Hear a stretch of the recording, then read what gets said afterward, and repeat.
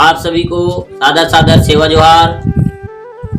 मैं अधर्मी अनाथ डॉक्टर जे लिंगो और आप देख रहे हैं लिंगो टीवी जंगोम मीडिया। हमारे लिंगो टीवी जंगोम मीडिया के देखने वाले सभी दर्शकों से मैं वीडियो प्रारंभ करने से पहले यही अपील करूंगा कि जो कोई भाई हमारे लिंगो टीवी जंगोम मीडिया को सब्सक्राइब नहीं किए, सब्सक्राइब करें, लाइक करें, शेयर करें, कमेंट करें, ताकि हमारी हर वो आने वाली नई वीडियो की जानकारी आपको मिलती रहे। चलिए आज की इस वीडियो को प्रारंभ करते हैं।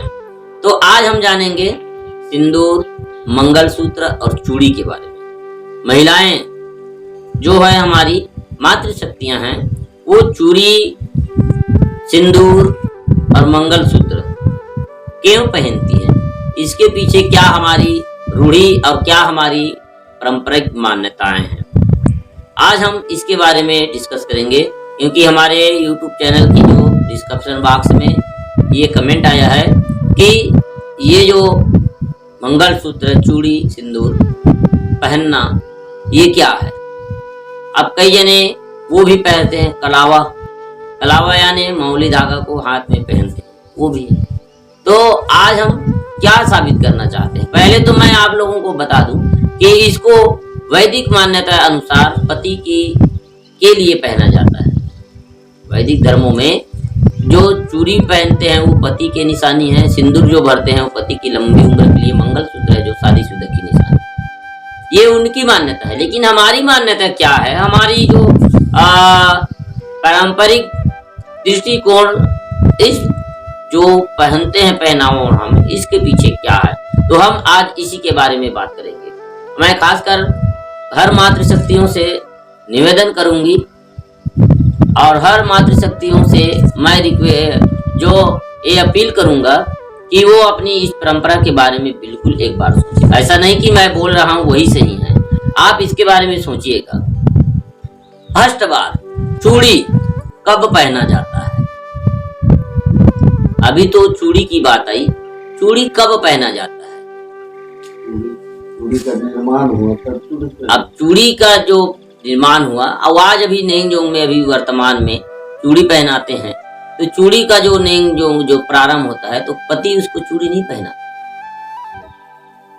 तो वो जो सुहासिन होता है, जब सगाई के दिन चूड़ी उड़ी श्रृंगार के रूप में लेके जाते हैं उसको, वो खुद पहन लेती है या सुहासिन पहनाती, बार में उसको बार बार बदलते रहते हैं। अब मंगलसूत्र, तो मंगलसूत्र कब होता है भाई। मंगलसूत्र होता नहीं है हमारे में वैदिक जैसे। गरसुली माला होता है, तो गरसुली माला को तो तेल चक्की के समय हमारे दूल्हा दुल्हन को पहना दिया जाता है, दोनों को पहना दिए जाते हैं गरसुली माला को। वहां भी तो मंगलसूत्र नहीं दिखा। बिना लड़की बने लड़की नहीं मिलेगा। अब सिंदूर की बात आई, तो सिंदूर व्यवस्था जो है विवाह संबंधित व्यवस्था, इसलिए मैं बताऊंगा। चूड़ी विवाह, अब चूड़ी कौन महिलाएं पहनेगी, अब बताते हैं। जिसको पाठ विवाह कहते हैं, उप विवाह कहते हैं, जिसको बना के लाना। तो बिहाई बाई मतलब बिहाई के जो जीवन साथी और बनाए जीवन साथी में क्या अंतर है कि बिहाई जीवन साथी जो चूड़ी, मंगलसूत्र, सिंदूर नहीं करेगी, नहीं पहनेगी, और जो बिहाई नहीं है, पाट लगा के लाए हैं किसी को हम, तो वो पाट पहने रहेगी, चूड़ी पहने रहेगी। पाट बोलते हैं जिसको, पहले पाट होते थे उसको पाट बोलते थे, तो पाट पहनी रहेगी। तो इससे महिलाओं की जो इस प्रकार से महिलाओं में जो उनकी एक श्रृंगार होती। और सिंदूर विवाह, सिंदूर विवाह जैसे कोई विवाह के पहले गर्भवती हो गई, तो उसका विवाह होना यानी सिंदूर भर के ही उसका नेंगजोंग कर दिए जाते हैं उसको सिंदूर, तो वो महिला जो है सिंदूर लगाती थी। ऐसी व्यवस्था सामुदायिक व्यवस्था थी। बाकी तो ये जो सिंदूर, चूड़ी, मंगलसूत्र, ये सब चीज हमारे गुणियन रूढ़ी प्रथा में नहीं है। इन सब चीज को हमारी मातृशक्तियों को त्याग कर देना चाहिए, क्योंकि ये जो है पति की गुलामी की प्रतीक है। मैं स्पष्ट यही बोलूंगा। पति यानी यही होता है करोड़पति, लखपति यानी पति यानी होता है लाखों की मालिक, लखपति यानी लाखों की मालिक, करोड़पति यानी करोड़ों की मालिक। तो महिलाएं अपने हमारे में सर्वप्रथम जो होती है जीवन साथी होता है।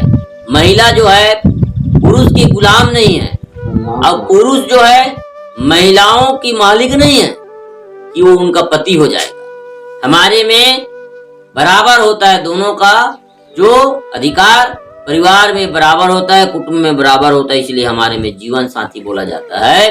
और जीवन साथी किसी का गुलाम नहीं है। और चूड़ी और मंगलसूत्र और ये सब सिंदूर भरना ये पुरुष का गुलामी का प्रतीक है, इसलिए इसको हमारे रूढ़ी प्रथा अनुसार इसको महिलाओं को त्याग कर देना चाहिए। ये सब चीज नहीं लगानी चाहिए क्योंकि वो स्वतंत्र है और कुटुंब में स्वतंत्र है। अब इस व्यवस्था को हमारी समाज ने कहाँ कहाँ लागू किया ये मैं बताया कि बना के लाना, उसके लिए चूड़ी पहना के लाना ऐसे बोलते थे, पाट लगा के ला लो ऐसे बोल दिए थे। और जो गर्भवती महिला जो है कुंवारी में गर्भवती हो गई कोई भी होती तो उनको शादी तो करते थे, लेकिन उसका पहचान रखने के लिए वो चूड़ी का ये सिंदूर करवा देते थे। तो ऐसी सिंदूर विवाह, पाठ विवाह, ये सब उप विवाह है जो लागू होता है, जो विषम परिस्थिति में लागू होता था।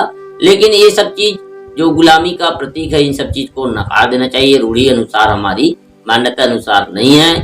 फिलहाल आप सभी मातृशक्तियों से मैं यही अपील करूंगा और अपील के साथ साथ मैं निवेदन करूंगा कि आप इसके बारे में बिल्कुल चिंतन मनन कीजिए और चिंतन मनन करके आप इस पे अमल कीजिए। मैं आपसे यही उम्मीद करता हूँ। सादर सादर सेवा जोहार, सेवा गुणवाना, जोहार गुणवाना, जय लंकेश।